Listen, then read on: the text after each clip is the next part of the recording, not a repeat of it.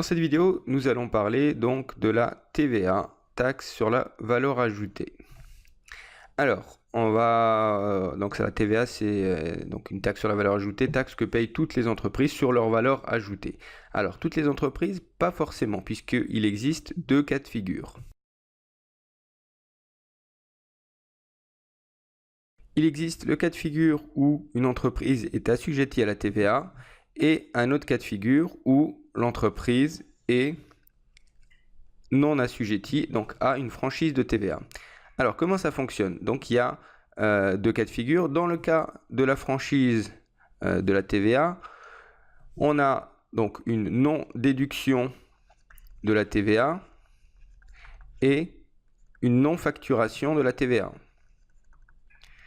Alors que du côté de l'assujettissement, c'est l'inverse. Je peux déduire la TVA de mes achats et je suis obligé aussi de la facturer à mes clients. Alors, comment ça fonctionne? Prenons un exemple et voyons comment cet exemple fonctionne dans les deux cas de figure.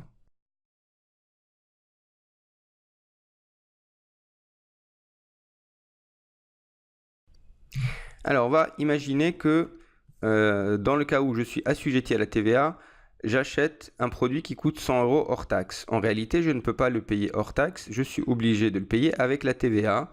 Donc ça fera 120 € TTC. Là, on part du principe que la TVA est de 20%. Alors, elle est variable en fonction des produits et des services. Maintenant, je veux vendre ce produit. Donc, lorsque je vends ce produit, pareil, je ne peux pas le vendre hors taxe puisque je suis obligé de facturer la TVA au client. Donc, je vais le vendre TTC et ça sera 240 €. Mais ici, j'ai donc 40 € de TVA qui en réalité vont me permettre d'abord de me déduire les 20 € que j'ai payés au démarrage lorsque j'ai acheté le produit et les autres 20 € vont aller donc à l'État puisque je suis collecteur de la TVA pour l'État lorsque je suis assujetti à la TVA. Donc en gros, je paye avec la TVA, je facture la TVA au client et grâce à ce que j'ai facturé, je peux me déduire une partie et l'autre partie, je le rends à l'État. Donc ça, c'est le fonctionnement d'une entreprise qui est assujettie à la TVA. C'est le cas des sociétés notamment. C'est le cas de l'entreprise individuelle au régime réel aussi. C'est le cas aussi de la micro-entreprise au-delà d'un certain seuil. Ça, c'est le cas de figure classique de l'assujettissement à la TVA et ce travail-là est fait en général par le comptable, bien sûr. Mais vous, ce qu'il faut savoir, c'est que vous payez donc TTC, vous facturez aussi TTC, vous rajoutez le prix de la TVA, mais vous allez récupérer la TVA sur vos achats. Ça, c'est le cas de figure classique.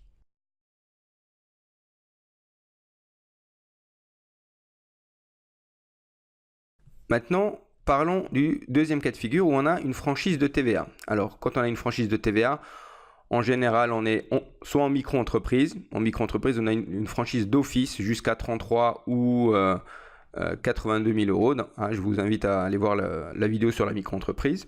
Ou dans d'autres statuts juridiques lorsqu'on choisit l'option franchise TVA, donc franchise de TVA en base.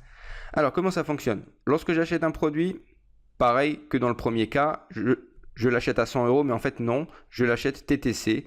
Donc s'il coûte 100 € hors taxe, en fait je le paye 120 € TTC. Donc il y a 20% de TVA. Maintenant, je facture cette TVA au client. Je facture le produit que je revends au client. Alors à combien je dois le revendre? Si je veux gagner 100 €, comme ici j'ai gagné 100 €, donc si je veux gagner 100 € ici, je suis obligé de le vendre non pas à 200, mais à 220 €, parce que je dois prendre en compte la TVA que j'ai payée au début. Parce que cette TVA, je ne pourrais pas la déduire. Donc, c'est 220 € que je le vends. En revanche, je le vends sans TVA, donc 220 € hors taxe. Et donc, lorsque je vends un produit en micro-entreprise, par exemple, jusqu'à 33 000 pour les services, 82 pour la vente, je facture toujours hors taxe, donc je ne rajoute pas de TVA. Donc, la TVA n'est pas facturée au client, mais à l'inverse, elle n'est pas déduite aussi dans mes achats. Ce qui peut là aussi avoir un avantage et un inconvénient. Lorsque je facture aux particuliers, c'est un avantage puisque je leur facture hors taxe. Par contre, lorsque je facture à des entreprises, ça peut être un inconvénient parce qu'une entreprise qui achète sur sur une micro-entreprise à 220, en fait 220 c'est plus cher que 240. Pourquoi? Parce que quand une entreprise achète à une autre entreprise à 240, les 40 euros de TVA, il les récupère. Donc c'est comme si elle aurait payé 200 euros hors taxe. Alors que pour un particulier, évidemment, c'est avantageux parce que le prix de référence, c'est 220 par rapport à 240.